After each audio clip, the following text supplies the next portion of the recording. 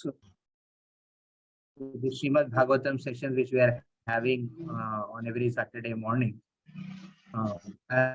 re-emphasizing about it. It's a very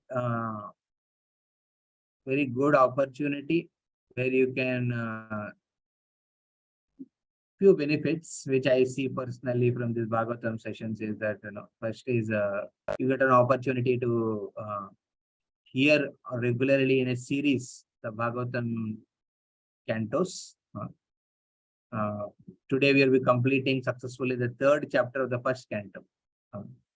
That's how it will be going. And the second benefit is you get to hear from other devotees who are also practicing Krishna consciousness like you in different, staying in different situations of their lives. You get to hear their realizations. That is quite well appreciated. It can be quite well appreciated. You can know the devotees more intelligence from the practice. And third thing is the environment becomes quite pure. Wherever you are hearing, where you are discussing, you can also see that family people who are eager to be part of it and hear at the time, they'll also take a lot of benefit. However, the language is a constraint. Based on that, it can either less or in a more way affect. But since it's a Bhagavatam discussion, it will surely make some difference. These are three things which I see. And the fourth benefit is always that in the Sangha, when you do such Shravan of Srimad Bhagavatam, we find ourselves transforming within the heart. Settle each one of you are struggling and keeping a commitment of chanting 16 rounds regularly, hearing, chanting, but to keep it very lively, hearing is a very important, crucial principle. Okay, keeping hearing principle. So Srimad Bhagavatam sections are more like a hearing. It's a sadhana. Don't think that just to keep Balram Govindas happy, I'm joining this to keep the number. To just give my number of head present. It's more for your study. Whatever sessions we are doing, we are recording it. The recording is not so that you can hear it later, but it's to give importance. Each every devotee speaking is making some effect. Tomorrow you yourself can hear what you spoke in Srimad Bhagavatam, and you can reflect how much the realizations have been gone. That is one thing. So in this way, we find many benefits of this regular Srimad Bhagavatam. And Kamaraj Prabhu, you can make sure that in the message you do follow up, you can do a personal follow up of the other devotees also, who are positive. Okay.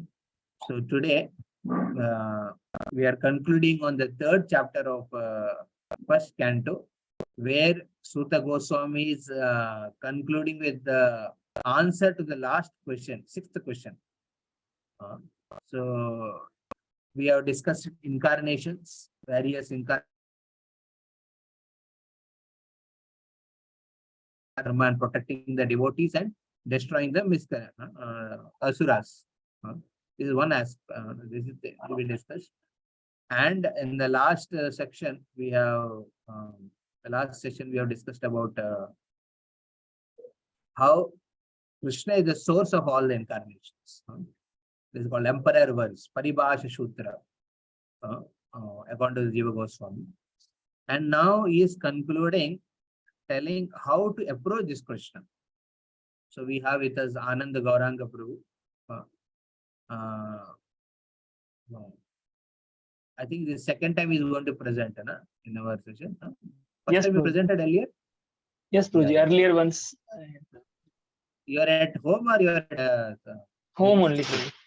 Home only. I have class at 8:15, so I will go around 8. Okay, 8:50. 15. 15, okay. So we will be sharing on the verse number third, first chapter, first canto, third chapter, verse number 35, I suppose. Yes, Prabhuji. 35 to 44. Yeah. 44. Now it's up to you. Yes. Hare Krishna. So thank you, His Grace Balram Proji and Kamaraji Proji for giving this opportunity. One Share benefit the which screen. yes, Proji can share. I cannot share because I am doing on phone. Whatever. If you want to share, otherwise I'll share. Whatever. If you can prove, it will be better.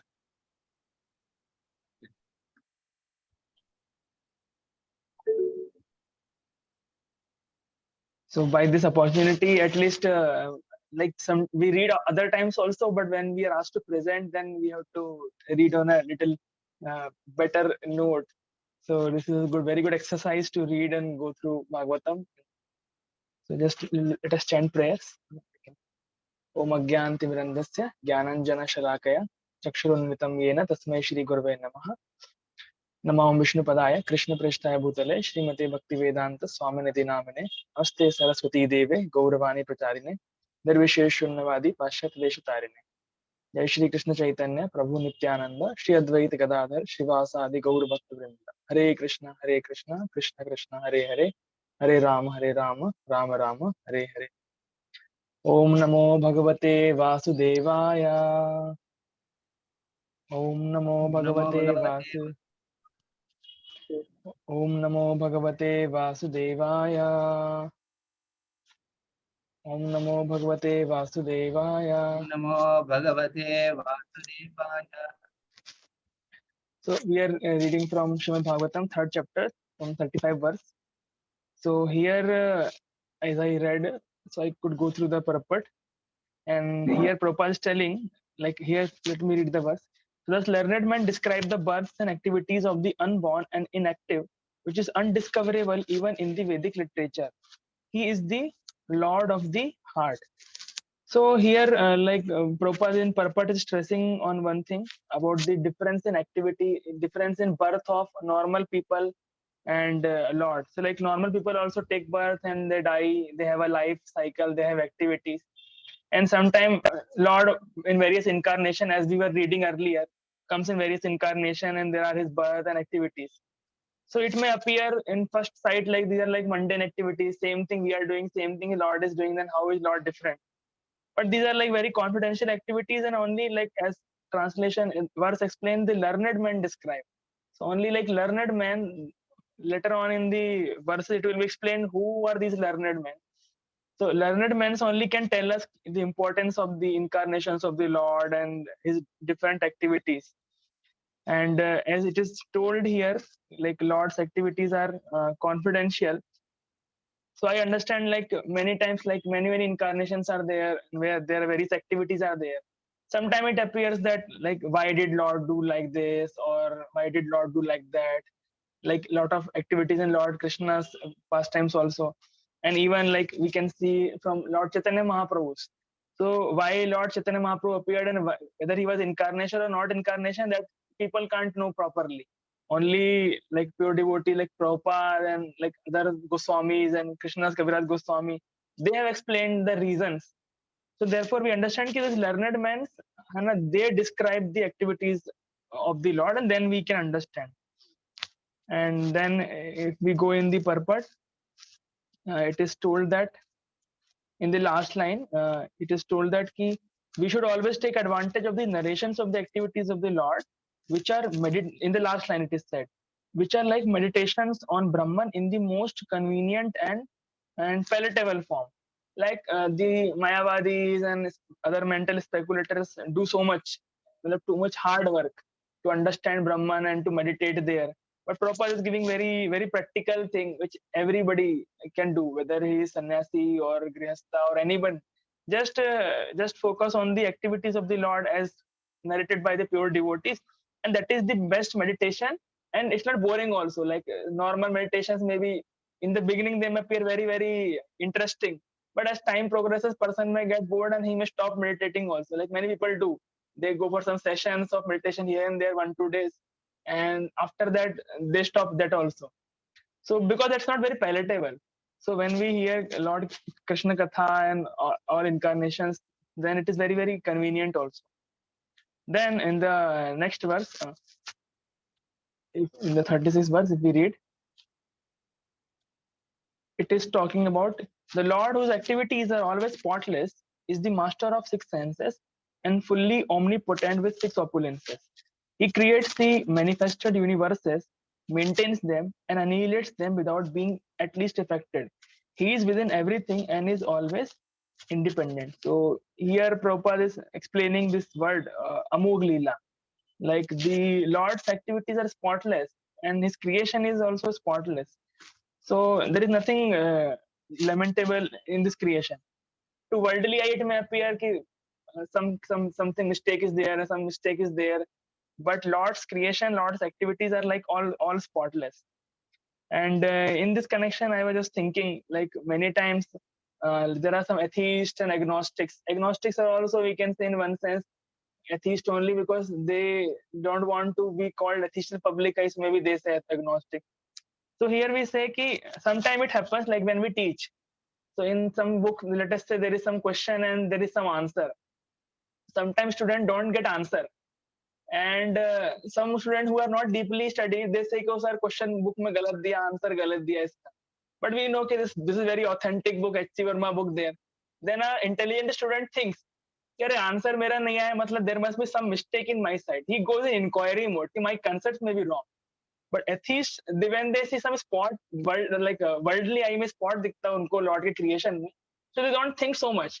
They just say, you know, this is not possible, Lord is not there, or this is not there, this is all bogus. From their side, they sincerely never inquire कि, अरे this is appearing like this, but why is it like this? Now, whom should I go to and ask? So these like non-godly element, therefore, can never approach him. मतलब, they will never understand because they don't even try to understand. So next, if we read here, it is said, next verse, the foolish, with a poor fund of knowledge, cannot know the transcendental nature of the forms, names, and activities of Lord, who is playing like an actor in a drama. Nor can they express such things neither in their speculation, nor in their words. So here in the purport, Srila Prabhupada is explaining about like two types of materialist. One Prabhupada is explaining are like gross materialist, like they don't have any interest in spirituality at all. They just are after money or other sense gratificatory activities. Another class of mental speculator, which other class of materialist, which may appear like spiritualist, is like mental speculators or like those philosophers who are not like devotees. So both of them are like mental speculators only. Both of them are like materialist only, mental speculators as well as sense gratification. And also Prabhupada is explaining here that they may be experts in their respective fields. Like this materialist may be very, very expert in earning money or in their particular area. And even the speculators may be very, very, like you can say some scientist or like that, or some very, very big philanthropist kind of people. But when it comes to know about Lord, it is very difficult for them. And then it is they are in fact in ignorance. So thinking about this, I was thinking like my many of my batchmates are there. So we all studied physics for 5 years in great detail, and now we have some WhatsApp groups also. So sometimes it appears like that ki they have studied so much, but still they sometimes make jokes of like spiritual things or something. So I was wondering, or sometimes pity also, like how can so much like, and they're very, some of them are very, very like pious, like very, very good, like you can say na philanthropist people, or very जो इनके बहुत नेक इरादे type होते हैं ना, always thinking about good of the world. And even those people sometimes speak some atheistic concepts. So here Prabhupada is explaining same thing. Even if you are like mental speculators, because nowadays we may not see mental speculators like who are speculating on Upanishads and Bhagavad. In day-to-day life, we see these people like communists.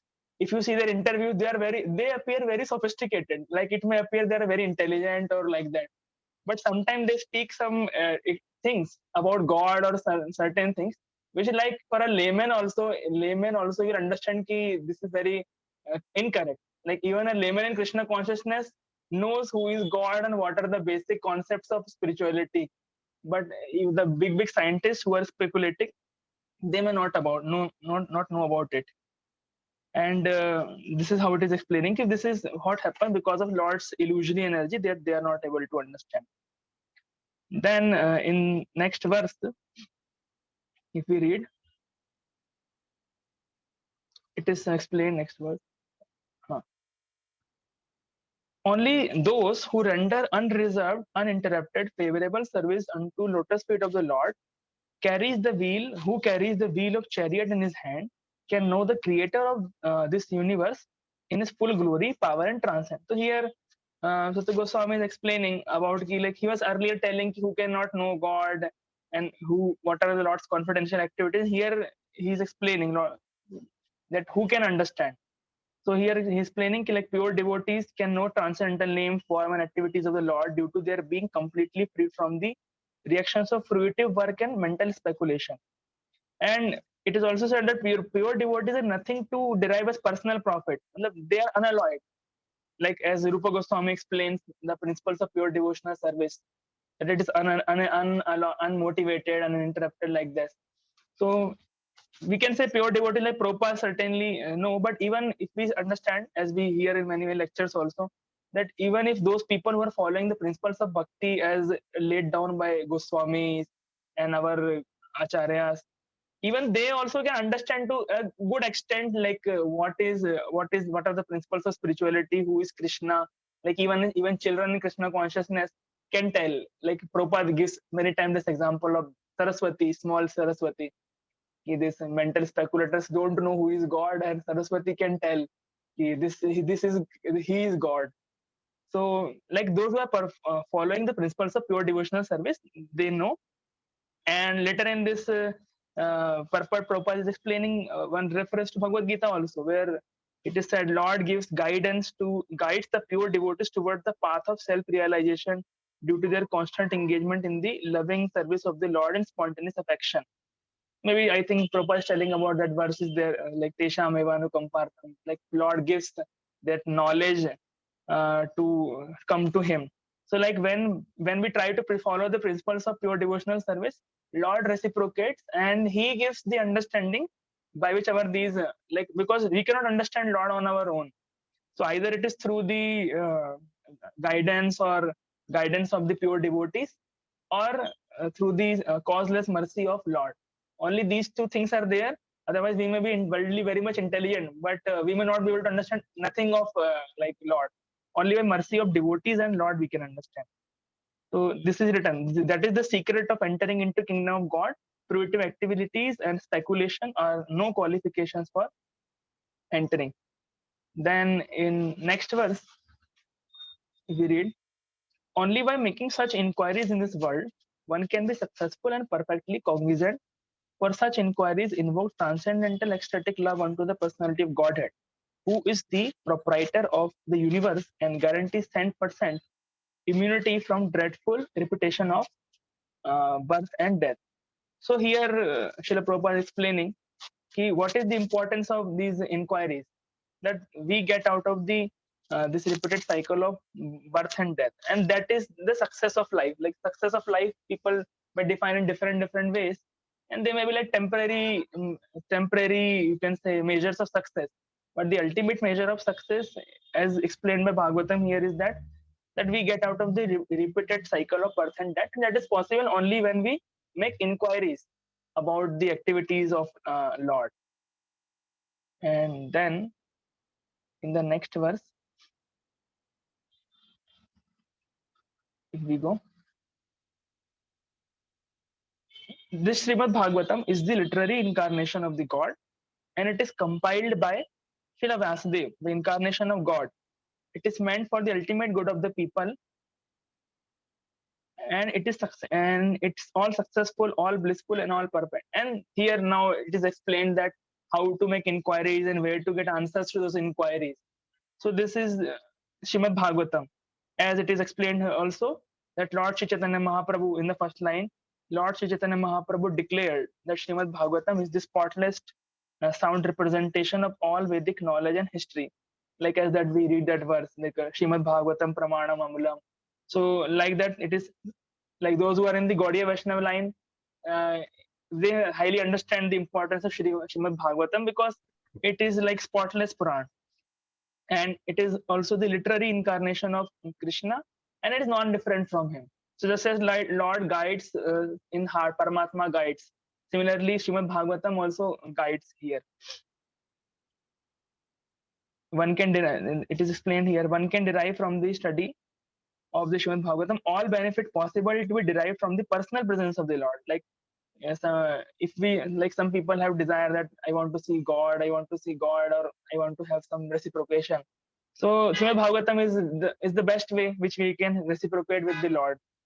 It carries with it all transcendental blessings of Lord Krishna we can expect from his personal contact. So whatever blessing we will get from personal contact with the Lord, same blessings we can get from the literary incarnation of Lord Krishna, which is Srimad Bhagavatam itself.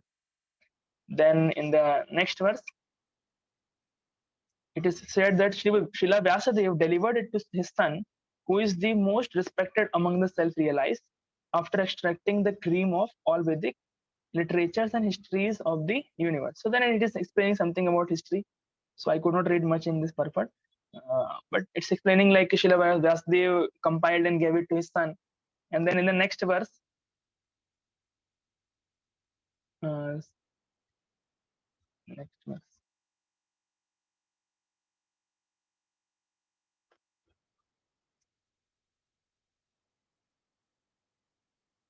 Then it explains Sukadeva Goswami, the son of Vyasadeva, in his turn delivered the Bhagavatam to great Emperor Parikshit, who sat around by the sages on the bank of Ganga, awaiting death without taking food or drink. Then he's explaining that Sukadev, Vyasadeva, then gave it to Sukadev Goswami, then Sukadev Goswami gave it to Parikshit Maharaj. And then later on in the next verse, it is explaining that this Bhagavad Puran is as brilliant as the sun, and it has arisen just after the departure of Lord Krishna to his own abode, accompanied by religion, etc. Persons who have lost their vision due to dense darkness of ignorance in the age of Kali can get light from this Puran. So this is that famous verse which we often hear: Krishna Sudhamopagate Dharma Jnana Divisaha Kalau Nashta Dashamesha Puranar Kodunodita. So this is the answer which the question which the sages were asking in this age of Kali, where is the Dharma gone for shelter? So here it is explained that by this is the Bhagavatam where we can find all the answers, and this is the ultimate thing by which in the age of Kali we can get out of the ignorance. And this is that light. Bhagavatam Puranam is the giving light to come out of the ignorance of the darkness of the age of Kali. So in next verse, Sukadev Goswami, Sukadev Goswami is explaining, O learned Brahmanas, when Sukadev Goswami recited Bhagavatam there in the presence of Emperor Parikshit, I heard with him rapt attention, and thus by his mercy I learned the Bhagavatam from that great powerful sage. And now I shall try to make you hear the very same thing as I learned it from him and as I have realized it. So here is Sukadev Goswami is explaining where he learned this and what is the authenticity of his speech, because he is hearing in parampara that Vyasadeva gave it to Sukadev Goswami, then and he heard from Sukadev Goswami. So here in the purport, Prabhupada is very emphasizing upon this parampara thing, parampara system, and the pureness of people who are speaking about Bhagavatam. Like we should hear Bhagavatam from the person Bhagavatam, as explained somewhere in the purport.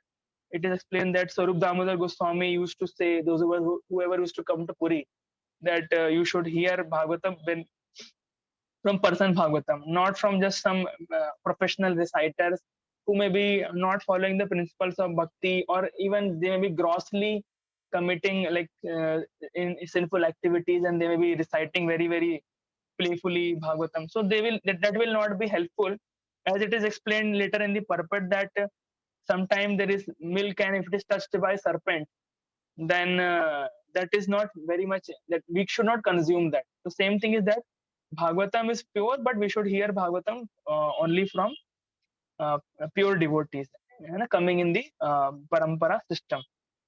So this is how I could read. Yes, Amri.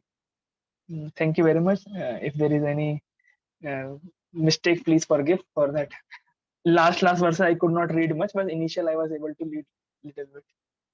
Thank you, Guruji. Hare Krishna. Very nice. You have again showed your Your presentation is very amazing.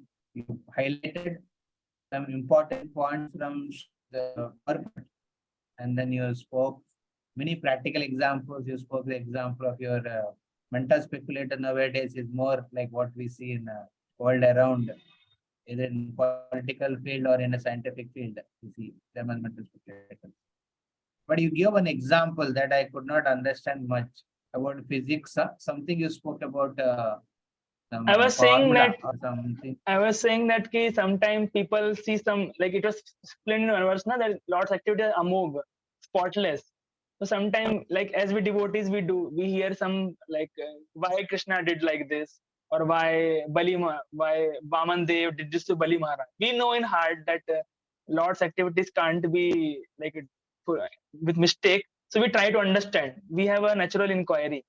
So I was giving example, like sometimes there is authentic book like H.C. Verma is there, and some student whose concepts are not very clear, they solve a question and they don't get the answer, and they say, "Sir, book mein answer galat diya hai, mera answer sahi aaya." But a sincere student knows that this book is correct, and when uska jab answer nahi aata, he tries to inquire कि मेरा concept क्या गलत है, किससे जाके मैं पूछूं कि मेरा वो concept clear हो जाए. So that is difference. So I was saying कि sometimes atheist they see some flaw in nature, apparent flaw, and they just conclude कि ऐसा तो God is not there and this is not there. They never make a sincere inquiry and go to proper path. I was explaining. So atheist and antagonists both come in one category. Agnostics, people say na कि I am not sure whether God is there or not there, but I'm not atheist also. So they are called agnostics. So many times it is that कि many of them are atheists only, but they just don't say that they are atheists because society will then uh, take them in different way. So it is very better than saying yourself atheist, say you are agnostic. But if there is even slight thing in your heart that there is God, then why will you say you are agnostic? You can simply say I am okay. I think there is God, but I am not sure. That is also one way to say. Amazing. Your examples, the way you related the purpose, that is very efficient. So nice. Maximum points you have covered. So I'll just echo certain things which you mentioned as per the commentaries of Krishna Chakravarti and Baldev. So we will be, I'll be sharing here the screen and we'll recite the verses. So we'll go again. I think every time Akash comes in the front for doing the recitation. So we'll go like that. Okay, I'll just share the screen.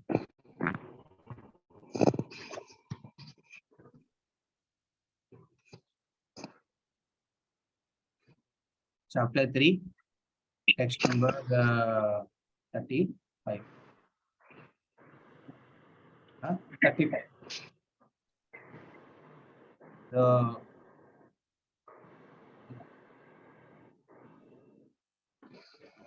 एवं जन्मानि कर्माणि Evam. So edit Prabhu. Yeah, you have to do fast. Yeah, please. Evam janmani karmani Yakarto rajanasya cha hiya kartaru rajanasya cha varnayanti sma kavayo varnayanti samakavayo eta guhyani ritpate. veda gruhayani hitpate. So the learned man described the birth and activities of unborn and active, which is undiscoverable even in the Vedic literatures. Is the Lord of the heart. Veda Guhyani Hritpate. Is the Lord of the heart. The Lord of the love. Generally, each one of us have a specific tendency to love, to repose love in someone and serve someone. These are two aspects which always happen. We want to love someone and serve someone, and we want to receive reciprocation the love. So the main person, or you can say the ultimate person who can actually satisfy your loving tendencies is Lord himself. But to find this Lord is very difficult for the scriptures. Previous to this verse, You see, Suta Goswami was glorifying the process of devotional service. After explaining that Krishna, the Supreme Personality of Godhead, is the source of all incarnations, he mentions about the devotional process, Tivra Bhakti. See, if you want to get removed of our attachment of this material world, how we develop attachment to this material world? We develop attachment by focusing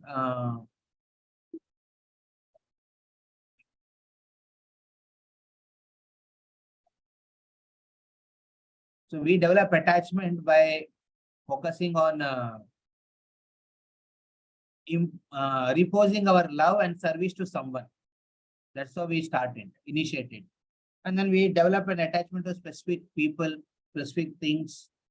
And sometimes we develop attachment to specific thought processes, our impressions, what we have, our value systems. Like that, we go ahead.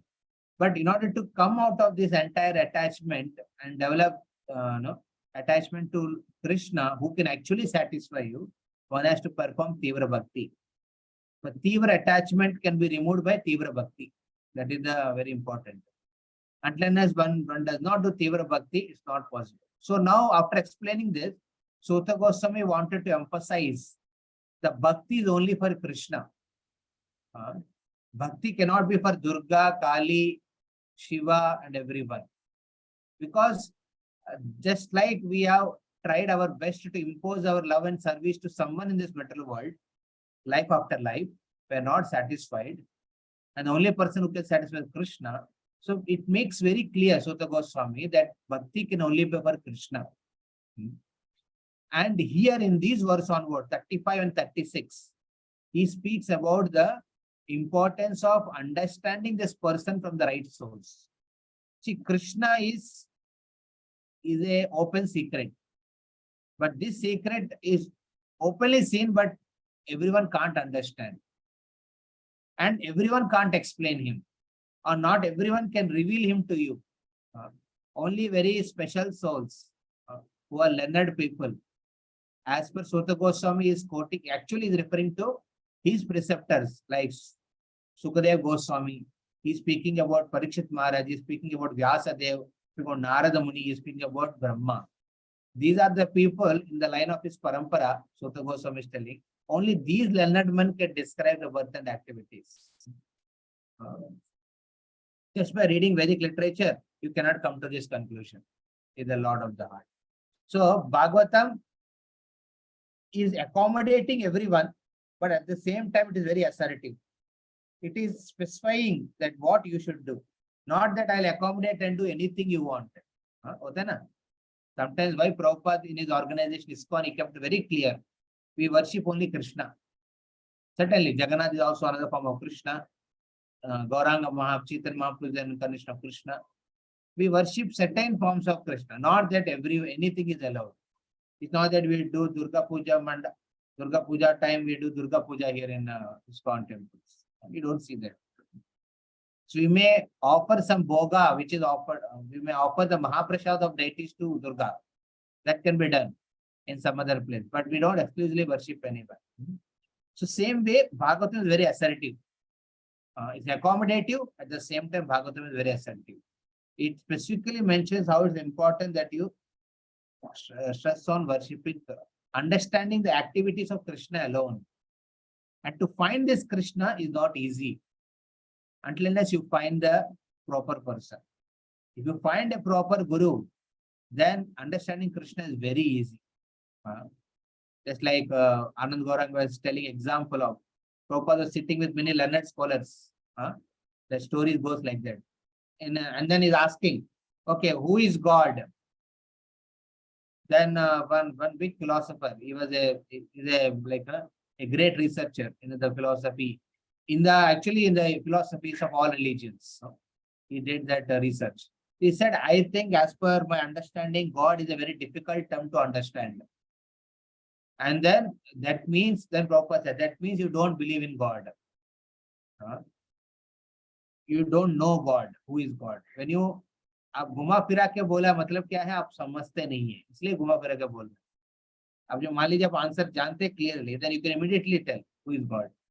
So that time Prabhupada called Saraswati, this 5-year-old girl. He said, Saraswati, come here. And she came. And all these people are sitting. And Prabhupada was in the garden. And Saraswati came. He said, Saraswati, who is God? And they said, Krishna is the supreme personality of Godhead. According to her age and that she understood her particular way. And then said, where is he? He said, he is in the altar. But she's so confident, she has so much faith that Krishna is standing there. And then Prabhupada gave her some cookie, and she took the cookie and went away.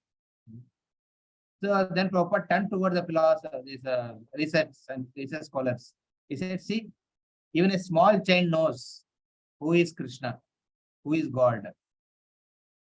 So what was the benefit, what this girl had and the scholar did not have, is the association of a learned pure devotee. Because of the association of the learned pure devotee, it's possible to understand spiritual knowledge very easily. It's like they not only bring the rice in front of you, they'll cook a nice biryani out of you and feed you. That's how you can realize Krishna. That is the way pure devotee reciprocates. So here Sota Goswami is emphasizing the importance of association of the learned devotees. And when he's speaking learned devotees, he's not speaking about himself here. Therefore, he said, thus learned man. He's actually referring to Brahma, Narada, Vyasadeva, Sukadeva, Parikshit Maharaj, and such great scholars. Only by them we can understand. And then he continued to the next verse. Very interesting. I hope in the screen you are able to see. Hare Krishna. Is it visible?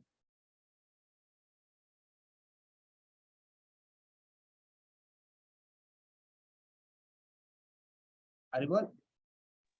Yes, Prabhuji, your screen is visible. Visible, no? Okay, fine. Yeah. Now another second devotee who is there. I think Amit Dudev Prabhu. Okay, Amit K. Prabhu. Amit K. Prabhu can recite. You're there, Haribol? Hare Krishna.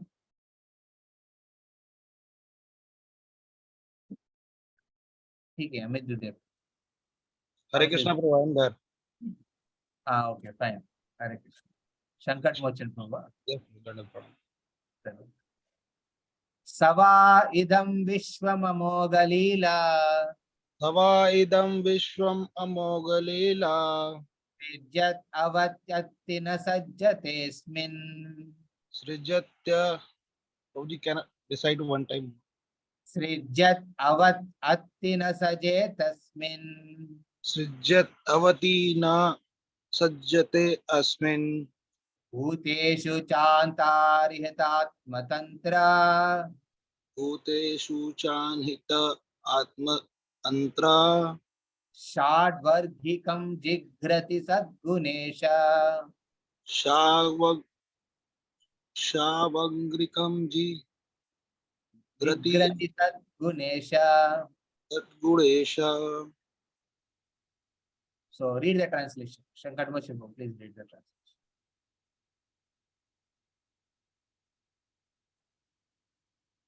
The Lord, whose activities are always spotless, is the master of the six senses and is fully omnipotent with six opulences. He creates the manifested universe, maintains them, and annihilates them without being in the least affected.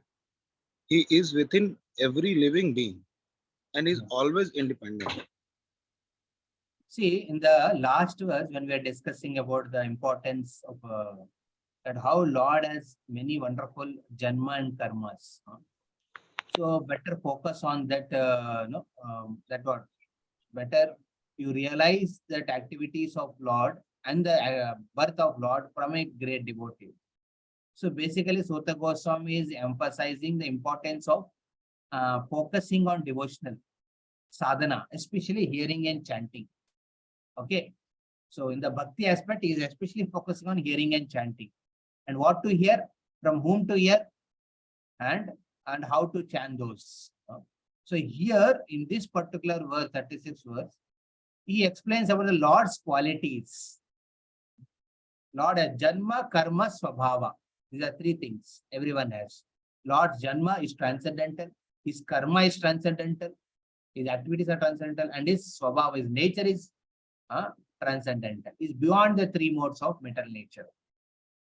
So if you can focus on hearing and chanting all these three aspects, what to hear? The Lord Janma, Karma, and Swabhava. What to chant?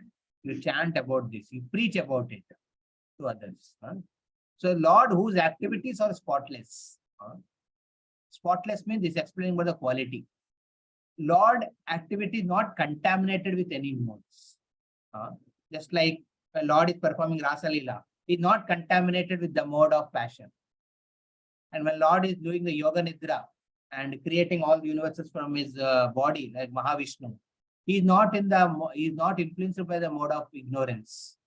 In sleep, you are influenced, but he is not influenced by the three modes. When Lord is maintaining as a Paramatma in the heart and ensuring every aspect of your desire is noted down and ensure that you get the reactions for your actions which you performed. Lord is not in the mode of goodness. He is not affected by the mode of goodness. He is beyond that. So just because Lord is doing all these activities, he maintains in the form of Vishnu, he creates in the form of Brahma, and he annihilates in the form of Shiva. That time, those personalities, guna avataras, are not affected by any three modes. We are affected. And that's why we perform. Because of the influence of modes, we do an activity. It's not that we're inspired by devotion and we perform activity. We influenced by modes, and that modes make us do certain activity. And the amazing thing in the association of the devotees, under the guidance of a pure devotee, is that being influenced by certain modes, still you can be a part of devotional service. You are passionate. Some devotees are passionate. So they use their passion in the service of the Lord. Some are in goodness. They maintain the departments as a service to God. And some are in the ignorance. So that ignorant aspect is they may focus on certain services which can be pleasing to you. Every mode in which you may be in, you have the ability to get engaged in Lord's service, especially hearing and chanting. Hearing and chanting the Lord's karma, janma, and swabhava, the nature of the Lord. He is never affected by all these things. This aspect you have to understand. Lord's qualities is being emphasized, and these qualities are not affected. Here in this regard, I would like to refer to one particular verse. I will show here from Srimad Bhagvatam, 5th canto. It comes in the 9th chapter, the supreme character of Jarabharat. Sorry, not 9th, in the Jambudvip was prayers, description of the island of Jambudvipa. And text number 12.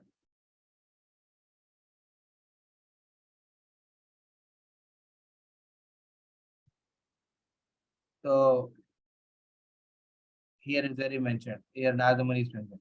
Gayati Chedam. Somebody can recite?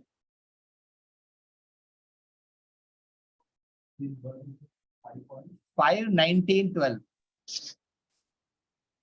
Gayati Chedam.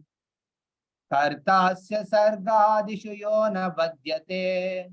Kartasya sargadishu yo na badhyate. Nahanyate deho gatopi daihikai. Nahanyate deha gatopi daihikai. Rishasturna gunair vidushyate. Drashturna drigyasya gunair vidushyate. Tasmai namo asakta vivikta shakshine. Tasmai namo shakta vivikta sakshine. Yeah, please read the translation. Narada, the most powerful saintly sage, also worships Nara Narayana by chanting the following mantra: The Supreme Personality of Godhead is the master of the creation, maintenance, and annihilation of this visible cosmic manifestation. Yet, he is completely free from false prestige. Although to the foolish he appears to have accepted a material body like us, he is unaffected by bodily tribulations like hunger, thirst, and fatigue. Although he is witness who sees everything, his senses are unpolluted by the objects he sees. Let me offer my respectable obeisances unto that unattached, pure witness of the world, the Supreme Soul, the Personality No problem. Godhead. So here he is specifically speaking about the Paramatma. He is observing everything, but he is not attached. He is not affected. He is doing everything, but he is not attached. Because he is not attached to the process of the creation, maintenance, annihilation, therefore he is unaffected. What happens with us is that when you get into any service also, even a devotional service with a good intention you start, and you get attached to that because of our modes, influence of modes. And when you get attached and somebody says, okay, Prabhu, you come out of this, then we feel very suffocated. A living entity, he comes into the metal body, and with this body, he starts developing attachment to the relationships. And in that relationship, he develops a big building, empire he makes. In that empire, he makes security system in the form of bank accounts. He makes legacy to continue. For legacy, he makes children. And all these aspects he makes, in that he finds attachment, because every place is influenced by certain mode. But Lord, who is like a entire Brahmanda is maintaining, creating and ensuring that things are happening, is unattached. Is never influenced by it. Because he's unattached, people are attracted to him. Naturally, we are attracted to him. He's unattached because of his pure love. So therefore, it's mentioned that how much Lord loves us. He facilitates everything and he feels he still remains unattached, unaffected. That shows how much he cares. Instead of developing attachment to what he has created and maintained, why don't you develop the attachment to Krishna? That is a very important point here. So we'll go back to that particular Canto 1.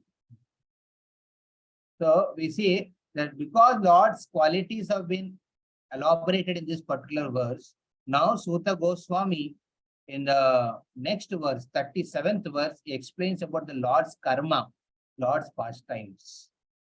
So it's number 37. It's about the karma. So somebody else would like to read? Amit Dudepur. Yes, Prabhu. न चास्य कश्चिन्निपुणेन धातुर् न चास्य कश्चित् निपुण धातुर् अवैति जन्तु पुमनीस ऊति रवेति जन्तु कुमनीष ऊति नामानि रूपाणि मनोवचोभिः नामानि रूपाणि मनो वचोभिः सन्तन्वतो नटचर्याम् इवाज्ञा संतवन्तो नाताचार्यम् Ivagna. The foolish with poor fund of knowledge cannot know the transcendental nature of forms, names, and activities of Lord, who is playing like an actor in a drama. Nor can they express such things neither in their speculation or in their sound. So, Sutta Goswami is re-emphasizing that how Lord's qualities and especially here activities are transcendental. They cannot be perceived, they cannot be understood by mundane senses. What example is giving here? Just like actor in the drama. In a drama, on the nata, like when Kunti Maharani says, "Oh Lord, you perform activities, nato natya dharo yata." You perform activity like an actor on the stage, and people down who are observing you, they cannot realize this is the person who is acting like this. So only intimate people who are connected to that actor can tell who is actually is. Same way, Lord's activities only make only a foolish person get more confused. Therefore, you need to take shelter of a pure devotee, a learned transcendentalist who can actually explain in reality the wonderful activities of the Lord. And these activities of Lord is never under the modes of influence. Lord's qualities are not under mode of influence, under mode of gunas, nor Lord's activities are under the influence of mode of gunas, modes, under the influence of gunas. So materialistic senses or material senses cannot pursue the Lord what he is. Then he says in the next verse, who actually can understand him? He's telling who cannot understand. He's telling Lord quality is transcendental, so normal people cannot understand. Normal people are fooled, and Lord activities are transcendental. Normal people will confuse Lord to be ordinary man. Now, actually, who can understand him is explained in the next verse. See, all this Sutta Goswami is speaking to whom? To all the sages, Saunakadi Rishi sages. In this, there are some jnanis also sitting. And he said, you cannot understand. तो उनको बहुत झटका लगा, अरे हम समझ नहीं सकते. So in this way actually is telling that अरे समझना है तो सही जगह से समझना जरूर. अपना बल पे neither karmi nor jnani can perceive Krishna as he is. The palatable pastimes of the Lord can never be relished by karmi and jnani until unless he doesn't have the association of a bhakta. Only bhakta can relish and only bhakta can share. Therefore, what we are having satsangs regularly, locally, wherever you are here, it's an opportunity for people to understand the right thing. Therefore, I request each one of you should start a program where you get an opportunity to share Krishna Kada. You may not get audience like what Sutta Goswami is getting, around 60,000 people hearing it. Even 1-2 people who are eager, because not everyone can understand and not everyone is interested. But those who are interested, those who want to understand, they need to be facilitated. By facilitating, what happens, you yourself find that great fortune. So here explaining what is the fortune of a devotee who actually can understand the Lord's activities and pastimes. So please read the verse. So, Amit Kumar Prabhu is there. Otherwise, Arunav Prabhu. Yeah, Hare Krishna Prabhu. Yeah, Amit Kumar Prabhu. Hare Krishna. Hare Krishna Prabhu. So you can recite this verse after me. Saveda dhatu padavim parasya. Saveda dhatu padavi parasya. Duranta viryasya ratanga pane. Duranta virasya rathan pane. Yo mayaya santataya anuvritya. Yoya maya santata yanu vritya. Bhajeta tat pada saroja gandham. Bhajeta tatta pada saroja jagantham. Read the translation. Translation. Only those who render unreserved, uninterrupted, favorable service onto the lotus feet of Lord Krishna, who carries the wheel of the chariot in his hand, can know the creator of the universe in his full glory, power, and transcendence. Yeah. Lord's glory can be fully known, his power can be fully known only by those who render Anya Abhilashita Shunya Jnana Karmadi Anavrita Anukulena Krishnanushilanam Bhaktir Uttamaha. One who performs Uttama Bhakti, that is what is being spoken. This verse is similar to that verse, Anya Abhilashita verse. Saveda Datum Padavim Parasya Duranta Vidyasya Ratanga Pani. Who can understand? Yo Maya Ya Santatayanu Vrittaya. Bhajeta Tatpada. Who does uninterrupted and favorable service to the lotus feet of Lord Krishna. So, fortune in life is to get association of devotees. And greater fortune is, in that association, you get opportunity to hear Krishna Kada. Because not in all association of devotees, you may get this opportunity. Where is the relationship between both the speaker and the hearer? Very crucial. And fortune are those devotees who not only relish hearing Srimad Bhagavatam in the association of the devotees, they also render uninterrupted, unfavorable service, favorable service, uninterrupted, unmotivated. They are most fortunate. They get opportunity to render services where they can actually express their emotions. Bhakti is not just emotion, it's an action embedded with emotion. When externally you perform the devotional service and the activities or services to the Lord and the Guru and spiritual master and the devotees, then the sentiments which are in there in the heart can be expressed out. It's not that I will only feel love of Godhead in the heart and do only mundane activities or do only activities to maintain my life and body together. Maintain my body and soul together.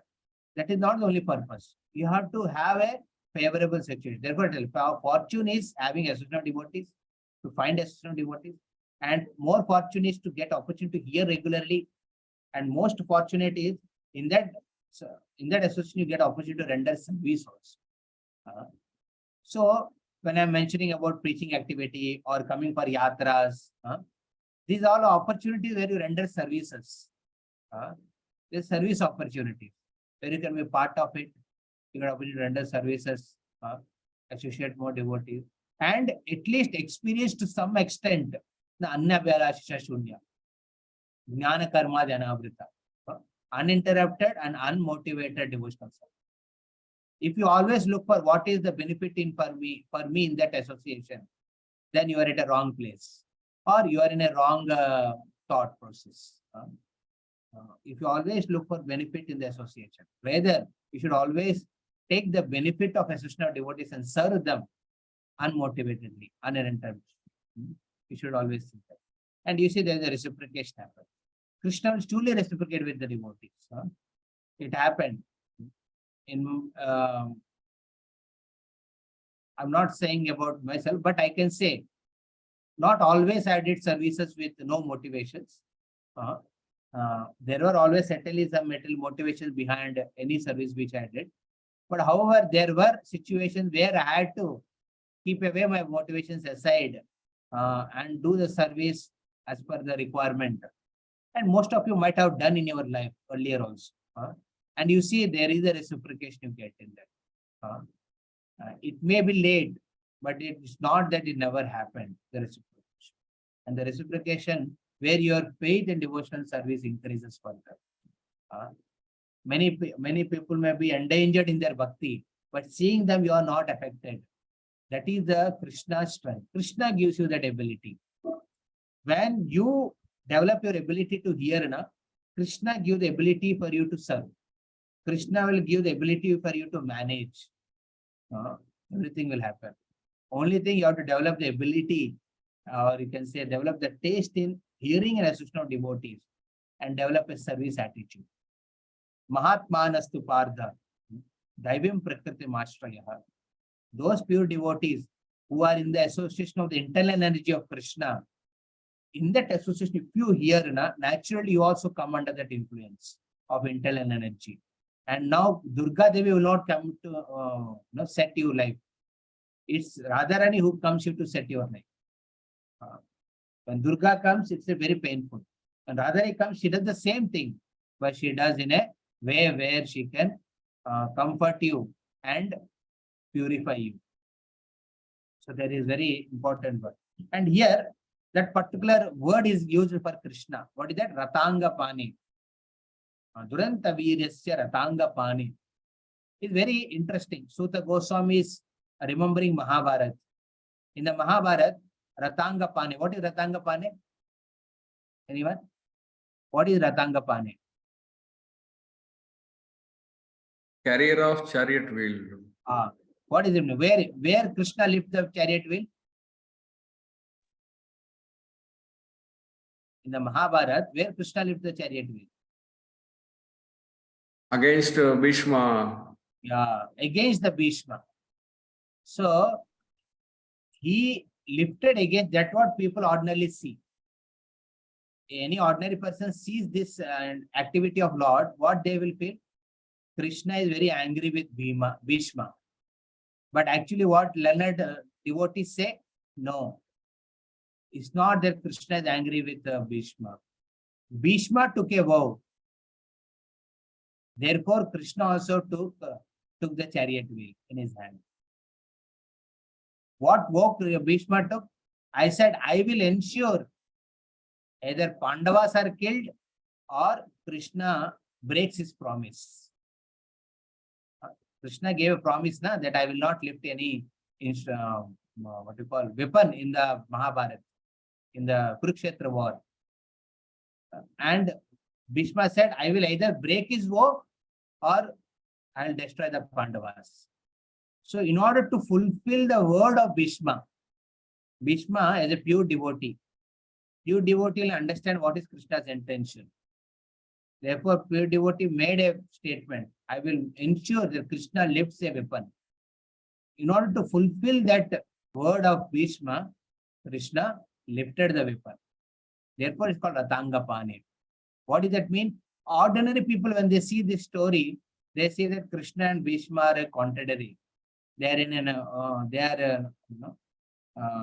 like Krishna is angry with Bhishma. No, Krishna is very, very happy with Bhishma's service. He did without no unreserved, uninterrupted, unmotivated devotional service in his life. Whole world is blaming Bhishma for siding Duryodhana.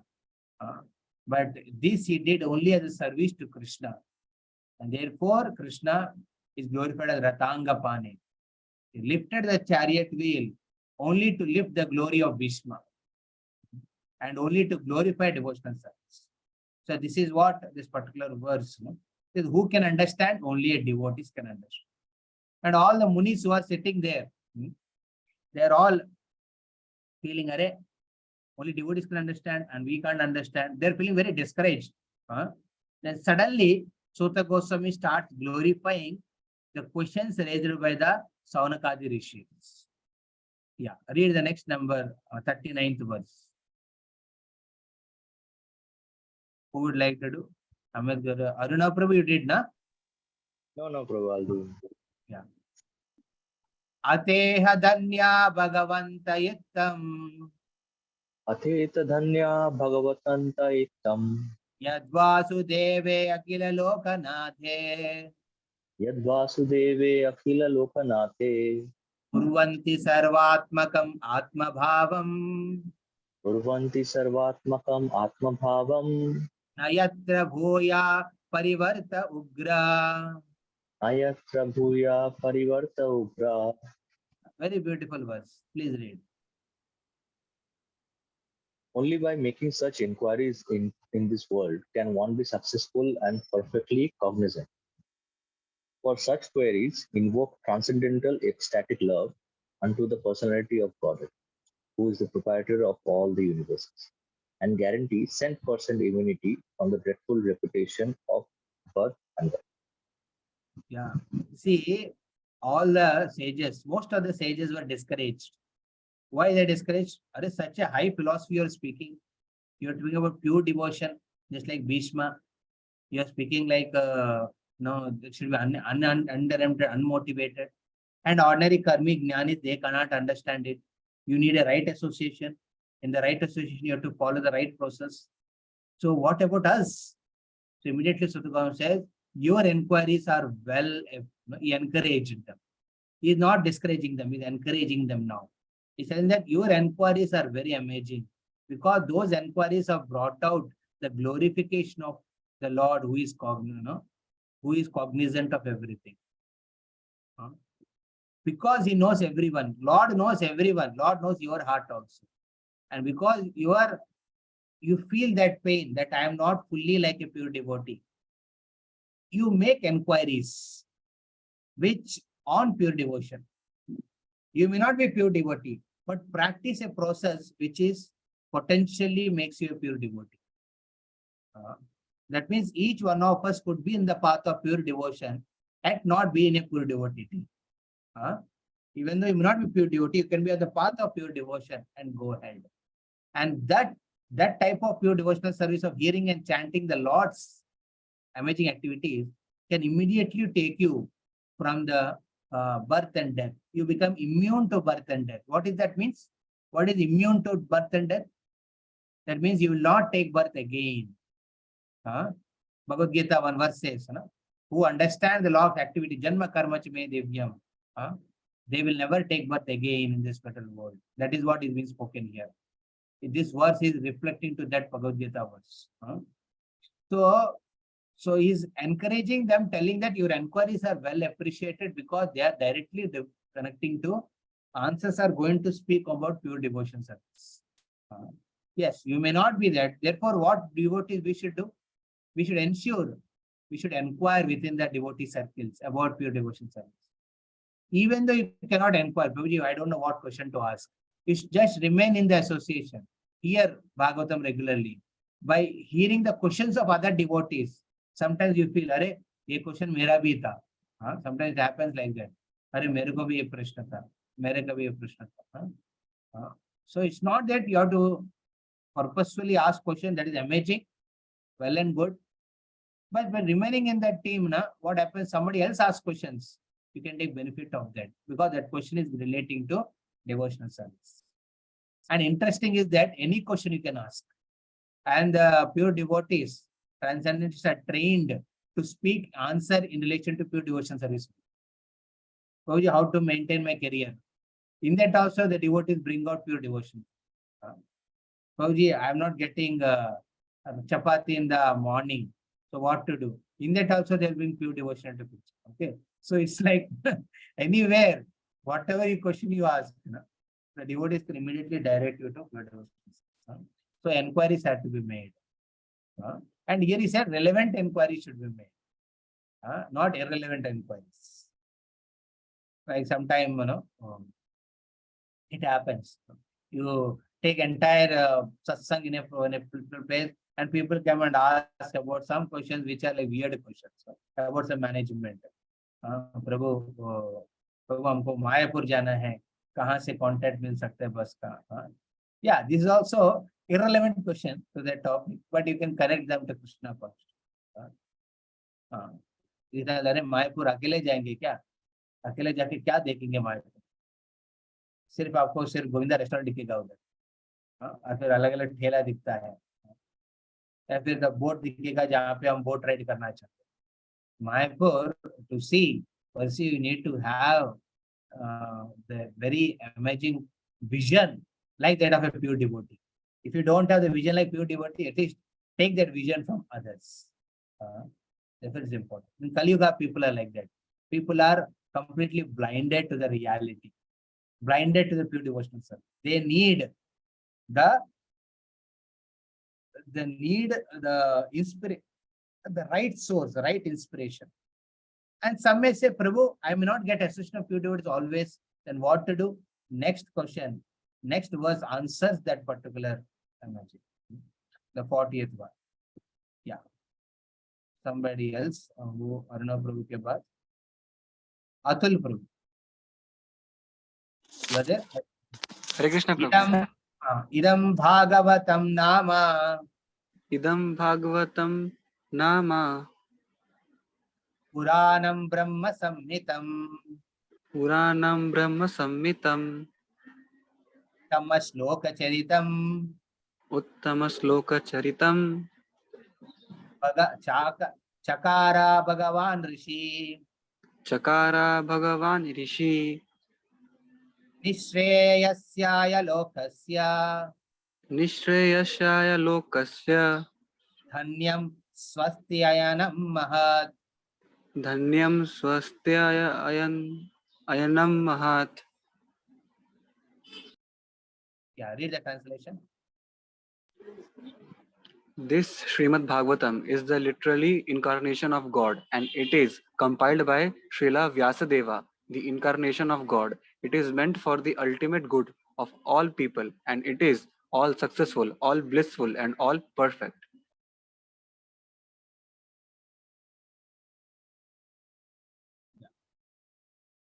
I think you got disconnected. So we see here, Sota Goswami asked 6 questions. And the last 6th question, what is the 6th question? Where Dharma took shelter after Krishna disappeared.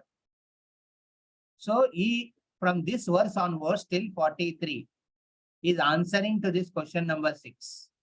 He began.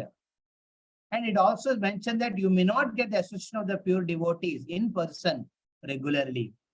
Therefore, Sutta Goswami says this Bhagavatam has appeared. It's an incarnation of God. And it is compiled by Vyasadeva, the elder incarnation of God.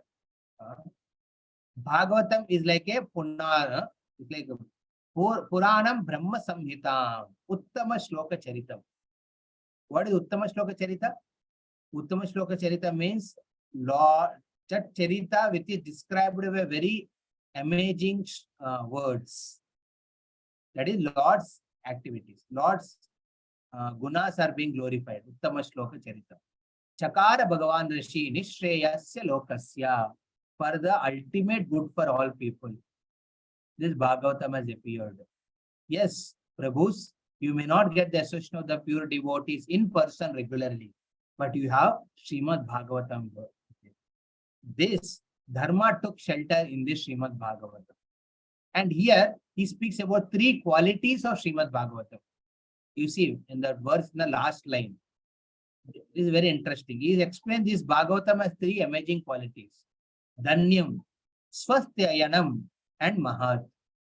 Dhanyam means all successful. Can anyone tell how Bhagavatam is all successful? Any interpretation on this? You can settle into interpretation, but devotional interpretation. What is Bhagavatam? Why Bhagavatam is called all successful? Dhanya. It's a very dhanya, all successful. Anyone can answer, yeah? Yeah, yes, Somnath. It's like Parikshit Maharaj. Speak loudly. It's like Parikshit Maharaj was on the part of day. He has only 7 days for studying, and he was hearing Bhagavatam from Sukadeva Goswami, and he conquered and beyond, transcended the modes of material nature, and he goes to spiritual world. And he was not anymore in the class of day. When the concept came, he just bite the external body, but he has transcended in the samadhi, is meditating on Krishna. So he has already successfully gone in the world. So this is very important. The all successful means successfully you went back to Godhead by Bhagavatam. Taking shelter of Bhagavatam, you just hold this book. Your bank balance will not come with you. Your car and bike will not come with you. Your 3 BHK or duplex will not come with you. Your children whom you are holding in your lap and caressing, they will not take you or they will not come with you at the time of death. Who comes with you? The Bhagavatam will come with you. And Bhagavatam will ensure that you go back to Godhead. Therefore, it's called all successful. Become Dhanya. Parikshit Maharaj, Somnath was telling, Parikshit Maharaj was cursed to be bitten by a snake, Takshak. Yes, the Takshak came and bit, but it did not bit Parikshit. It bit only the body of Parikshit. By the time Takshak came to bite, already Parikshit Maharaj left the body and went back to Godhead. Dhanya, all successful. Yes, anyone can say how Bhagavatam is all blissful? Swasthayanam. We do in Swasti Vachan. In Yagnas, we do Swasti Vachan. Swasti. Swasthayanam. Swasthayanam means blissful. Can anyone say? Anyone I want to interpret it on this? How Bhagavatam is blissful? Yeah. Yes, Prabhu. प्रभु जी, मुझे लगता है ऐसा कि भागवतम को जो हम लोगों ने सुना है और जितना से सीखा है, उससे ये समझ में आता है कि ये ब्लिसफुल इसलिए है क्योंकि हम लोग भागवतम से ज्यादातर जो कुछ भी सुनते हैं वो एक भक्त का जीवन होता है और उसका कैसे वो अपने लाइफ में भगवान से जुड़ता है और उसकी कैसे दिनचर्या आगे जाती है, कैसे वो भगवत भक्ति को प्राप्त होता है। तो ये जो हम लोग हियरिंग करते हैं, दिस इज कॉल्ड ब्लिसफुल। अगर इसको हम लोग सुन रहे हैं तो ये हमारे लिए ब्लिसफुल है, बिकॉज जो भागवतम है वो माने भक्त का भगवान के साथ संबंध को डिस्क्राइब कर रहा है। कैसे एक भगवत भक्त एक भगवान को पा रहा है, उनके धाम को पा रहा है, उसके बारे में डिस्क्राइब कर रहा है। See, if you do consistent reading of Bhagavatam, you can appreciate the difference. How many of you feel very satisfied, very blissful, joyful after reading the newspaper of the day or after reading a particular magazine?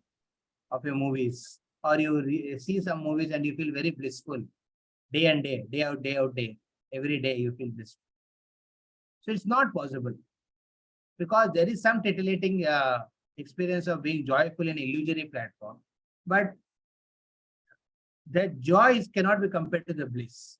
Bliss is in regards to this, Bhagavatam gives another verse where it said that even during that time of hearing Srimad Bhagavatam in the association of the devotees, the people are relieved from all anxieties and they feel very peaceful within their hearts and joyful. So that type of experience, and it can be all bliss to you, but we may not have the capacity to digest that much bliss. We have little capacity, so that much we can appreciate. See, a bird flies as per his capacity. Eagle can fly a little higher, a vulture even more higher. It can happen like that. Huh? So, depending on your realizations, you can get that bliss of reading from Srimad Bhagavatam. But you start getting that experience from beginning on, little by little. Huh? So this is very important. Prabhupada therefore started in Western world. Now, when people are intoxicated and thinking their joy is in intoxication, that time he started every Monday, Wednesday, and Friday Bhagavad Gita sessions, where he used to discuss Chaitan Charitamrita, Bhagavatam, and Bhagavad Gita. Therefore, it's called all blissful. Danyam Swastya Ayanam. The third quality explained here in Bhagavatam is all perfect. All perfect means none of the compositions of the Srimad Bhagavatam speak anything less than pure devotional service. They don't highlight on any other principle, religious principles, which may be like goody principles. This only focuses on bhakti, pure bhakti. आप ये नहीं देखेंगे Bhagavatam telling, okay, you do this karma kanda, yagna to Lord Shiva or to Lord Durga or to Ganesh, then you will be feel happy in that. None of the composition of Bhagavatam you will see such thing. Life में थोड़ा दुख होता है, सहन लो क्योंकि सुख भी है, ये नहीं कहते हैं. कहते हैं सुख दुख दोनों खराब है, और दुख से ज्यादा सुख खराब है, क्योंकि सुख क्या करेगा, आपको दुख के साथ अटैचमेंट बढ़ा देगा. हाँ, तो थोड़ा सुख मिलेगा, व्यक्ति को लगता है कि थोड़ा और दुख सहन लेंगे. ठीक है, तो भागवतम इज वेरी मच. और ये फैमिली को अच्छा मेंटेन करो. Life of the success of a man is in maintaining the family with wife and children. You hear this, no? आदमी मतलब उनको उद्योग करना है. You should do some job and maintain family. That is the greatest welfare he can do to society by setting a right example in family. But Bhagavatam, what it says, those people who only maintain their family, they're nothing better than an ass or a donkey or a cow. Like that, camel, donkey, and cow. Why Bhagavatam? Because Bhagavatam is Mahat, all perfect. It will not compromise on any principle of pure devotional service. It speaks on that. These are the three qualities of Bhagavatam. So appreciating these three qualities, one should regularly take shelter of Srimad Bhagavatam. We'll go to the next verse, where is further explaining on this answer how Bhagavatam is. If you don't get devotee association regularly, take Bhagavatam association regularly. Therefore, when you're telling, okay, read this much section and come for the weekend for the class, you must read it. You must take everyday association of Bhagavatam. Not that only on this class when you did a lot of follow-up is done, then you come for class. Any of it. Yeah. In the next verse, he is glorifying further how Bhagavatam is. Yeah. Who else? Aruna Prabhu, Atul Hoge, Kamaraji Prabhu.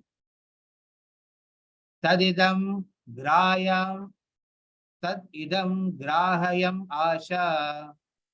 Tadidam grahayam asa. Sutam atmavatam varam. Sutam atmavatam varam. Sarva vedeti hasanam. Sarva vedeti hasanam. Saram samudritam. Saram samudritam. Sri Vyasadeva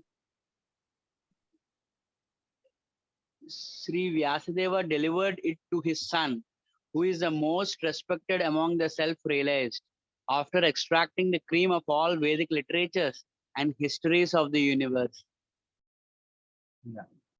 See, in the earlier verse, what we read, na Punar Arko, this Bhagavatam is like a Purna. Krishna is like a Purna Chandra. Krishna Chandra is a Purna, is a full moon. So in the full moon, you will see all other phases of moon are there. Is it not? In the full moon, all other phases of moon are there.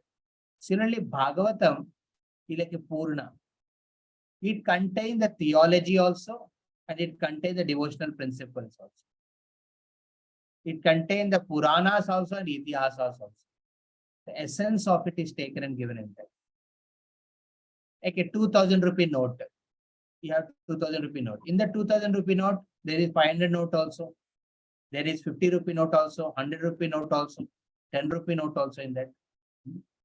So all the notes are within the 200 rupee note. So Bhagavatam is like that. Therefore, this Bhagavatam is specifically delivered. Vyasadeva composed many scriptures, but what he given, okay, मैंने इतना compile की किताब, and आपकी खुद की लड़का आया है, व्यासदेव की लड़का ना Sukhdev Goswami. He came. He said, "Oh Father, I want to run away to the forest, but you caught me and brought me back. I don't want to be in the family life, so please relieve me." So, but Vyasadeva felt I need to benefit my son. Is some very important thing which I have. So out of all the books which he had, he took out Bhagavatam. And he said, "Oh, son, please go through this Bhagavatam. And after Bhagavatam, then you can go." So that's how this Bhagavatam is considered the cream of all the scriptures. It's the cream of all the scriptures. So this has to be Saram Sutam Atmavatambaram Sarva Vede Hityasanam. All the Vedas, Ityasas की जो सार है, जो निकाला, churned out करके निकाला, वो है क्या है Bhagavatam. So, and then he continues on the glorification of Srimad Bhagavatam.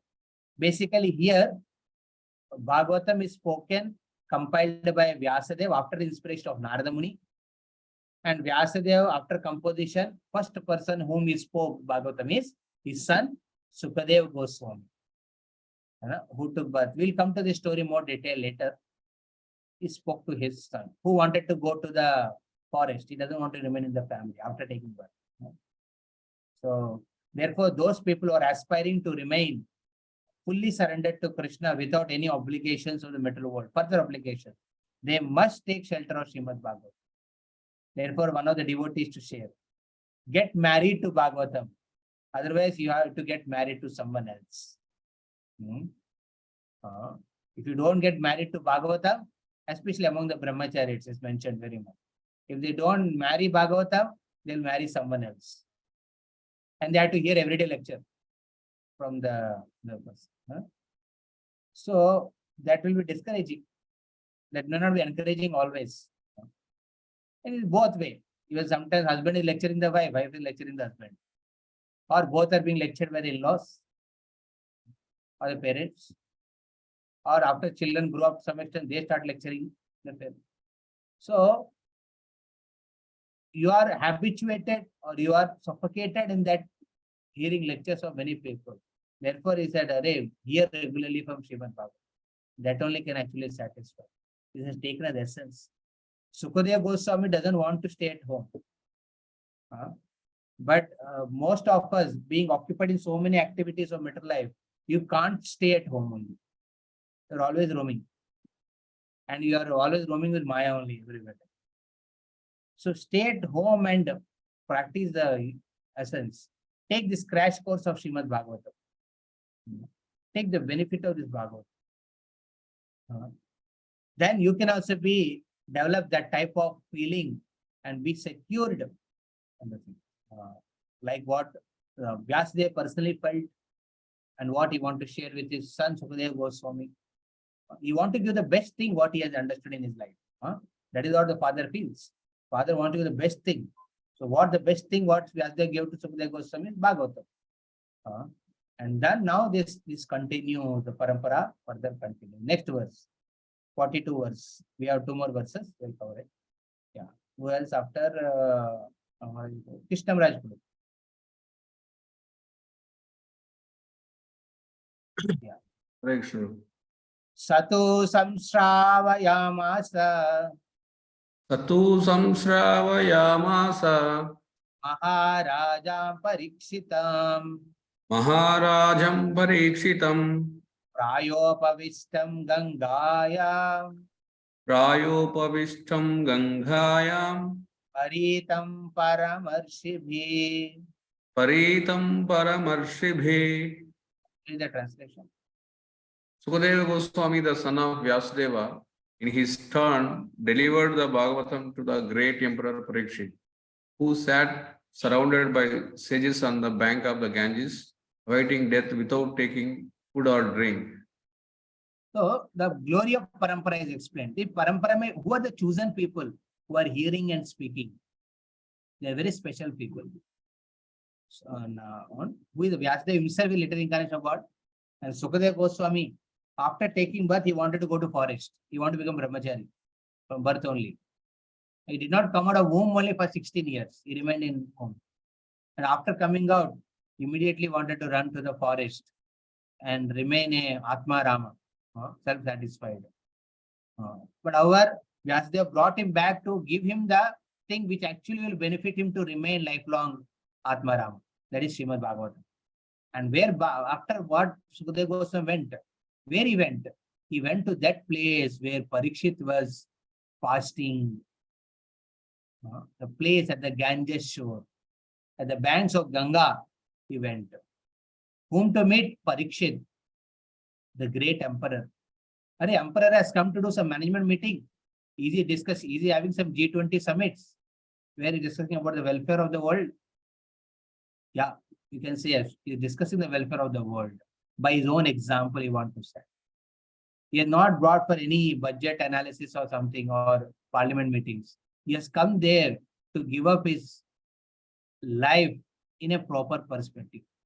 He is cursed to die. He has only 7 days left in his life. And he thought what to do in those 7 days. As an emperor, he could have done many amazing things, many projects he might have initiated for the development of the whole world. But he kept everything aside. He handed over the responsibility to his son, Janmejaya. And Parikshit came to the banks of Ganges to do the best thing which can benefit him and benefit all the people around. He wanted to hear the glorification of the Lord. So he is a perfect hearer. See, the parampara, what we have is a people of perfect speakers and perfect hearers. They are first perfect hearers and they become perfect speakers. They came with the necessity, no motivation, only to glorify, only to hear the glorification of the Lord. Parikshit was like that. Whom they spoke? Parikshit. Where he spoke? Sukadeva Goswami at the bank of Ganges.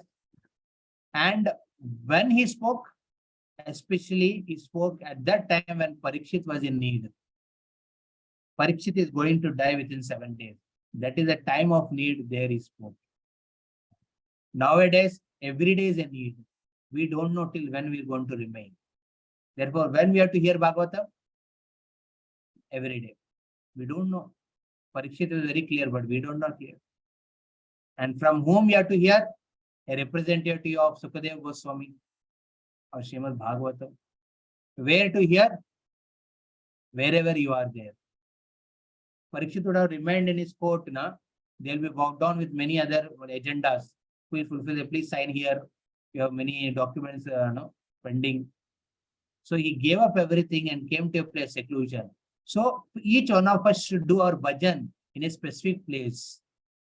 All of us, irrespective of whether you're staying in home or ashram, or in a PG, or in a hotel, or you're traveling around, you should have a secured place where you do hearing, chanting, and reading. If you don't secure that, then दूध खत्म हो गया, दूध लेके आइए, एक खत्म हो ग्रोसरी लेके आइए, अरे इतना issues है, रहेगा. You have to take out time. Not like Parikshit, you may give up everything and take out time. That's not possible. But every day you take out time for hearing. That is very important. Who is awaiting death without drinking, taking food or drink? He rejected food and drink, but we can regulate our food and drink. We may not reject. You don't regulate, then there is no quality hearing from you. If you eat a lot and come and sit in the class, what will happen? You sleep. Or you sleep late night and somehow you got up in the morning and you are in the June class. And what happens? You are there, but when I'm saying, Prabhu, please recite, you may not respond only. You may be sleeping that time. Body is not responding. So we have to regulate our hearing, regulate our drinking and eating for focusing on hearing and chanting. To drink through your ears, you should regulate your drinking through your mouth. Then what happens very quickly.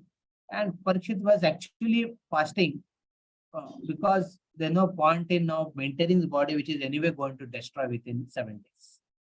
That was his solution. The glory of the parampara is explained. And now the concluding verse of this particular chapter, very important verse. This is the exact answer for the 6th question, page, where Dharma took shelter after Krishna departed. There's a question which Suta Goswami asked, Saunakadi Rishis asked, and Suta Goswami answers here. It is a question asked in the 1st chapter, and the answer is given in the 3rd chapter. Yeah, please recite.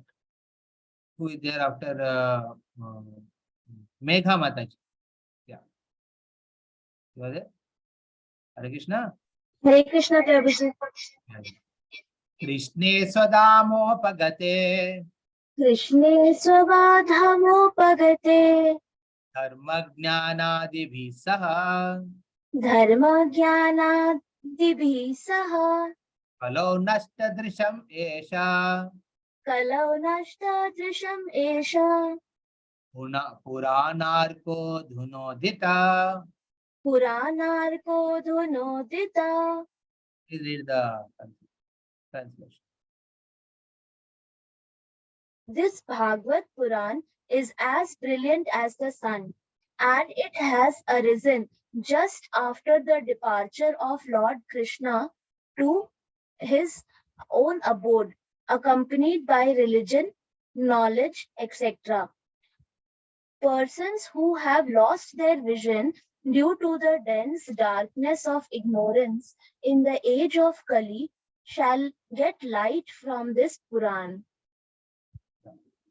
So after explaining the glory of the parampara, parampara who is hearing Bhagavatam and speaking Bhagavatam, he is speaking this Bhagavatam has such a glorious parampara because Bhagavatam is non-different from Krishna.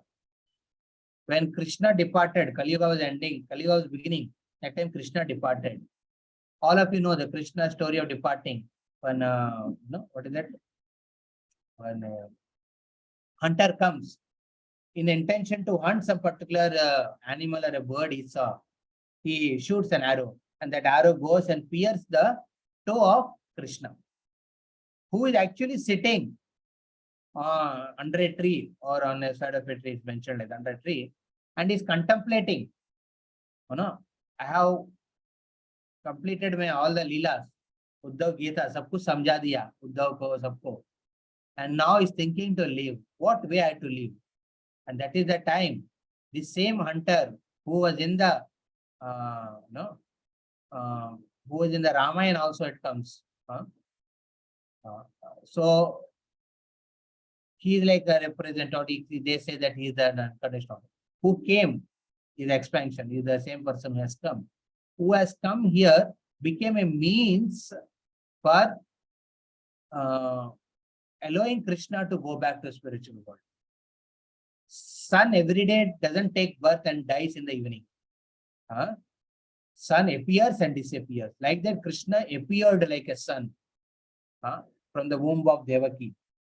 And he now disappeared through this particular pastime. It's not that he's killed. It's not that there's a samadhi. Krishna samadhi hai, unko andar mein dafnaya and log parikrama kiya. Just like Bhishma. So here Krishna is departed. And after that shooting of arrow, Krishna left from this world. He was traveling. And all the Siddharas, Chanaras, all the 14 planetary systems, all people were standing in queue. And Krishna is leaving Bhuloka, I'm going to Bhuvarloka. All the Dhanavas, everyone was standing there. Swargaloka, Janaloka, Tapaloka, Maharloka. Everyone is standing and showering flowers on Krishna, who is living. That's how Krishna left. So, and then he crossed this Brahmanda and went back to the Goloka Vrindavan. And that time, the Dharma is in insecure. Where the Dharma will take shelter? Dharma need to be protected. Rajas are there to protect Dharma, but Dharma needs a substantial place where it can be protected. And that for that, Krishna again appeared down, seeing the declination in the form of Bhagavatam. And how he appeared in the form of Bhagavatam? Through the curse which Parikshit Maharaj received. So that he could think about what the best thing I can do. And that time Sukadeva Goswami came there and he spoke the Bhagavatam, which he heard from his father. That's how Bhagavatam appeared. Bhagavatam descended, he said that Bhagavatam descended in this. And Bhagavatam is like a sun. People are blinded of reality. In the beginning of the class I was mentioning, people are blinded. They don't understand the real situation of their life. Most of the time they are confused. Therefore, they need a proper person in their life who can actually give the proper analysis. And if the proper person in person you don't have available, then you have Bhagavatam, the sun. It opens the eyes of the blinded vision. People are blinded by vision. They don't have any vision in their life. You ask people what is their goal of life? Maybe I need to get some beautiful, good-looking wife. Or some may say, I got the wife now, understand the reality of it, but now I want to earn a lot of good business and maintain my job or earn a lot of money. And those who earn the money, they might have frustrated with the insecurity they are feeling because of other relatives and people. They may think, what is the goal of your life? Maybe I can secure this money in some policies or something. I secure like that and go and live a peaceful life out. I'm not able to stay at home. Many people are seeing with a different eye, questioning me, questioning my presence. Like that it happens. So people are not having any vision in their life. And only Bhagavatam can give the real vision. And the parampara is further elaborated in the last verse. The last verse of this. So after Mega, Sankat much like the Sauti Mataji. Yes, Prabhuji. Tatra kirtayato vipra. Tatra kirtayato vipra. Vipresher bhuri tejasa. Vipresher bhuri tejasa. Aham chadyagamam tatra. Aham chadyagamam tatra. Nistastut anugrahat. Nishvastat anugrahat. Soham vaha shravyaishyami. Soham vaha shravyaishyami. Yadaditam yatamati. Yadadhitam yatamati. Yeah, please read. O learned Brahmanas, when Sukadeva Goswami recited Bhagavatam here in presence of Emperor Parikshit, I heard him with rapt attention, and thus by his mercy I learned Bhagavatam from that great powerful sage. Now I shall try to make you hear the very same thing as I learned it from him, and I have realized it. Yada ditam yadamati. This is a very important words line in this verse. Okay, note it down, highlight it. Yata dhitam yatamati. As far as my realization, that what yada dhitam yatamati, as far as my realization goes. So here, Sutta Goswami is taking a very humble role. When you become humble, when you remember your gurus, you think that you are the whole and soul of delivering people around. Preaching, then what happens? You become proud. You should always remember from where we received this mercy, and you become humble. And in humility, actually you can affect through your preaching. In humility, actually you speak what is your realization, what your understanding. Till wherever you understand, you speak that much only. You don't start speaking something which is beyond your realizations. Speaking becomes very easy. Many devotees say, Prabhuji, Patur se class kaise le? No, Prabhuji, I'm dull. उतना उतना अच्छा बोल नहीं पाएंगे. अरे, you don't speak for impressing people. You speak for purification of yourself and others. Speak as per your understanding is there. कितना आपके understanding उतना share करो. And rest assured, because you are sharing Srimad Bhagavatam with others, Bhagavad Gita with others, people will also appreciate it. And those who can't understand, is Krishna's ability, it's actually Krishna's power which is making you to speak. It's Krishna's power which is making you to understand the subject matter.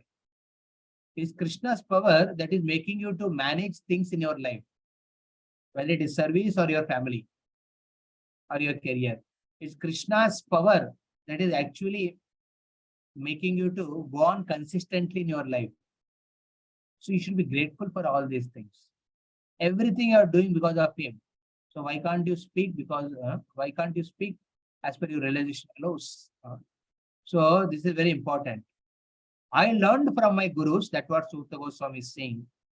From the Guru. I was there in that particular 7 days Bhagavad Kada, which happened by Sukadev Goswami to Parikshit Maharaj. I had with rapt attention. I made notes. Rapt attention means I made notes. Not that I am only nodding my head. बहुत बढ़िया बोला सुखदेव गोस्वामी, बहुत बड़े बोला. परीक्षित महाराज, आप question बहुत अच्छा, ताली बजाया. ताली बजाने से नहीं होता है. You have to make notes. You have to highlight the points, keep them, and share with others. This practice has to be there. Because he heard with rapt attention, what happened? He was empowered by Krishna to speak. And Prabhupada gives in the purport, very interesting, how to develop rapt attention. You go to the last lines of this process.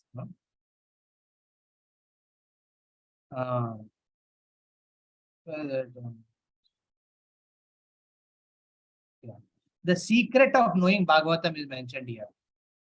What mentioned? No one can give rapt attention who is not pure in mind. And no one can be pure in mind who is not pure in action. And no one can be pure in action who is not pure in eating, sleeping, fearing, and mating. But somehow or other, a person hears with rapt attention, right person. So this is the process. One should be pure in his eating, sleeping, mating, and depending. That means that's what Prabhupada gave 4 regulative principles. So that you can become pure in your eating, taking Krishna Prasad. Pure in sleeping. That means you regulate in your sleeping. You don't sleep less so that you become crazy, or you don't sleep more that you become lazy. You sleep as much as required. Right time. And one who is pure in his fearing, when he fears Maya healthily, he fears not having association of the devotees. It's not that he's fearing going in association. He's fearing going to the ISKCON temple. That is not pure fearing. Pure fearing means fearing the influence of the Maya over us, the modes over us. And pure mating. Matlab, you have a family life which is centered around doing service to Krishna according to individual capacities. You may be chanting 16 rounds, but your partner may not chant 16 rounds. But whatever ability and inspiration they have, accordingly they could be directed towards Krishna. Children, they will not be committed like that. Just because you say they follow, that is not the funda. That is not the motivation with which you should preach to children. You should inspire them. By what they like, you give them. With that, you give Krishna also to them.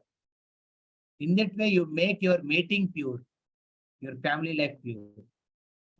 For brahmacharis, how they make their mating pure? They, in the mind setup, they don't contemplate on opposite sex or enjoyment of family life. They contemplate about on the pure devotional principles or service to Krishna. They contemplate about on how reciprocate with other devotees who are very friendly with them. So they should think about, make plans about it, doing yatras together, hearing together. So that's how they can make their mating pure. So in this way, one who is pure in these four things, then he becomes pure in action. One who becomes pure in action naturally becomes pure in mind. And then one who becomes pure in mind, then he can give rapt attention to Srimad Bhagavatam. Whole 7 days you are engaged in impure activities, Manliji. You are doing your duties is not impure activity. But with what mind setup, with what type of eating, sleeping, you are doing your activities, it depends on that. So we should make it. This is a very powerful. So we should hear Bhagavatam rapt attention, but that is possible by pure eating, sleeping, waiting, dependent. Hearing from bona fide sources. There are 4 points, ultimately I'm telling, the 4th point, concluding point, how to hear Srimad Bhagavatam. How to realize Krishna within the pages of Bhagavatam. That's what Prabhupada mentioned in the purport. 4 things. First, hear from the bona fide sources. Don't hear for the sake of getting some entertainment. Okay, hear from the bona fide sources. Second, you should have pure eating, sleeping, mating, and depending. You should make your all these 4 activities pure. Jitna possible utna kariye. Pure karne ka usko. Third thing, then what happens? You become pure in the mind. It's a bestow, it's a mercy which is bestowed to you. Not that you can purify yourself, your mind. When you do endeavor like this, Krishna purifies your mind, clears your mind with doubts or unnecessary fears, unnecessary imaginations, unwanted desires, all are get cleaned. Your mind becomes cleaned with them, get cleaned from them.